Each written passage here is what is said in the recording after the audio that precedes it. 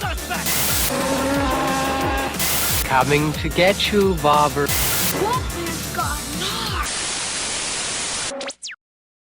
Hi guys, my name's Barry and welcome back to the channel.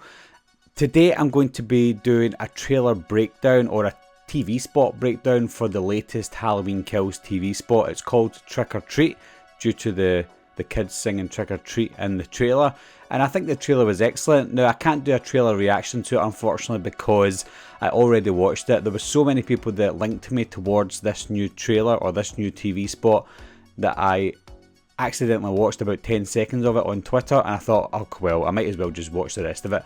So I'm going to do a trailer breakdown for it.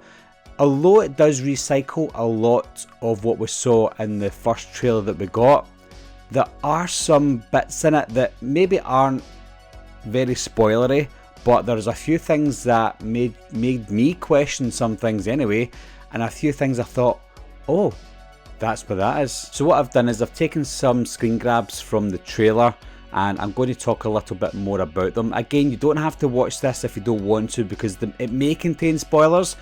I don't know anything about the movie yet, so what I'm saying is just a guess, remember. So stick around if you want to, but I can understand if you don't want to watch it. So let's go into the first one that I've done. Now this one is just Michael walking out of the flames. The only reason I included this was because this seems to be a generic theme around the whole TV spot with him walking out in slow motion. I think that's really nice. I'm hoping that they do a slow motion shot of Michael coming out of that house in the film. I think that would be pretty damn good. So let's move on to the next one. So here we've got the other shot of the couple on the merry-go-round, and you can clearly see who that is. That's the woman dressed as the nurse and a partner dressed as the doctor or surgeon or whatever. The reason I screen grab this one is you can clearly see Tommy in the right hand corner with his baseball bat. He's obviously not met up with Michael yet at this point because his baseball bat is clean and he still has it, and he's obviously found them alongside possibly Lindsay, Marion and Alison, and maybe even Cameron as well. Next up we've got the classic hand breaking the window. I don't see any spanner here this time like we did in the 1978 movie. Again, the reason that I've included this screenshot is because at the right hand side, like we needed confirmation, but at the right hand side you can see the male nurse or the doctor or whoever it is, the nurse's boyfriend at the right hand side of this shot. So that clearly shows that they're all in the same car. Maybe Lindsay's in that car, I'm not too sure, but I know that Marion, the woman dressed as a nurse, and her boyfriend are in the car. You saw them in the first trailer as well. Like I said guys, most of this information and most of these shots are from the first trailer, just different angles. Next up we've got Karen crying in a crowd. I don't know why she's crying. It obviously wasn't meant for it to be hidden in the trailer because it was quite a clear shot when we saw it. So I don't know the reason behind Karen just crying in that crowd. Possibly she saw somebody getting killed, I don't know. Now this shot is probably the most interesting shot for me. And the reason for that is you can see that obviously it looks like Tommy with his arm and his watch. He has a sense of humour, he's putting googly eyes on certain things. But the biggest thing for me is that gun, is that baseball bat. He's called it Huckleberry. He's obviously a baseball fan, as you can see from one of the shots there that he's got a picture of, but he's wrote it in a way that Karen wrote on her shotgun when she was younger. Does that mean they hung about as kids when they were younger, or did Laurie take in Tommy?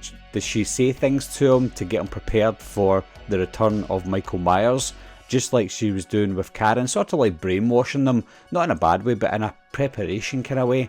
It looks like he's wrote on his, what looks like his baseball bat, and if it's not his baseball bat it's a gun, but it looks like a baseball bat. It looks like he's prepared himself the same way that Karen has prepared herself. So that obviously tells me that Tommy didn't disappear from Laurie's life. He's always been in her life. Maybe she just didn't mention him in 2018, obviously for story purposes, but for also the fact that she didn't want Tommy to get involved, but now he has to get involved because Michael is on the loose. So that's a really interesting shot for me because that tells me that Tommy is either part of Laurie's life or Laurie and Karen. I included this shot because this is obviously the mob, as they call it, the mob rules, mob mentality. We all talk about the mob in the Halloween Kills movie. It's quite funny, the person at the left hand side is wearing some sort of cape. I think they're still trick-or-treating. Another cool shot of Cameron getting smashed against the window from Michael there. I'm not too sure that he dies at this point. I've got a funny feeling that he is interrupted just before he kills him, with Alison trying to pull the mask off him. We'll get into that in a second. Or either that, he does kill Cameron and Alison gets so pissed off that she comes running after him and not caring that she's about to die either. This is another shot of Karen. I've got a funny feeling that Karen maybe has a bigger role in this than we all think. She looks like she's about to stab, or she has stabbed, Michael Myers. And if it's not Michael Myers, I have no idea who it is. But she stabbed someone, I'm assuming Michael Myers. I don't know if that means she gets the final blow. No idea, I highly doubt that. But she's obviously took an opportunity, or had an opportunity to do it. So this is the same shot as we got at the end of the trailer for the first trailer from Halloween Kills, when somebody hits the back of Michael Myers and just about to take the mask off of him. But if we go to the next shot, you can see Alison running towards Michael, about to stab him. I don't know if she gets a blow in there and he grabs her, because in the next shot he's obviously holding her, up against the wall, holding the knife. And I don't know what happens between that shot and this shot here, but that still looks like Karen, as far as I can see. Not Karen, sorry. It still looks like Alison, because you can see the cuff of her shirt. So it looks like Alison is the one that's trying to take a mask off. So even though Laurie does say in the trailer she wants to take the mask off, I don't think it's Laurie that does it. It looks more than likely to be Alison that does it. And you can still see that it's Alison's arms pulling the mask off there as well. So definitely Alison that attempts to take the mask off. And when I say attempts, I think she actually does get the mask off, because in the next shot you can see the beard of James Jude Courtney. So that mask definitely comes off. And obviously it does, because in the last trailer Karen's holding the mask. So that seems to be a whole confrontation, that bit where Karen's stabbing him, Alison's taking the mask off, Cameron's getting attacked, and then they head outside the house. So that seems to be a major part of this movie. And then finally, as you know, it's no longer just coming out in theatres, it's also streaming on Peacock on the same day. So what do you make of that, guys? Anything that maybe spoiled something for you? As always, leave your comments down below and let me know what you think. Also, I can't remember if I've said this before or not, but if anyone obviously tries to spoil the movie, I delete their comment and remove them from the channel. But some people say I've read in the script and then they start leaving a comment. I don't read those, just in case, and I have to remove them as well.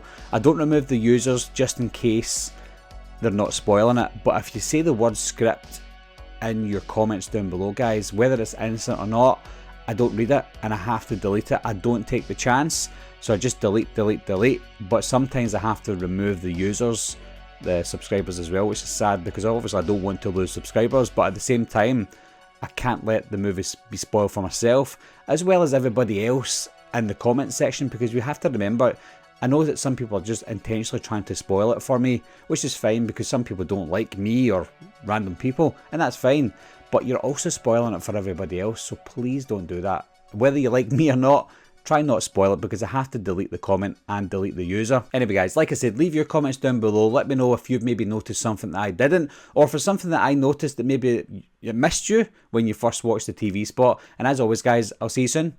Bye bye.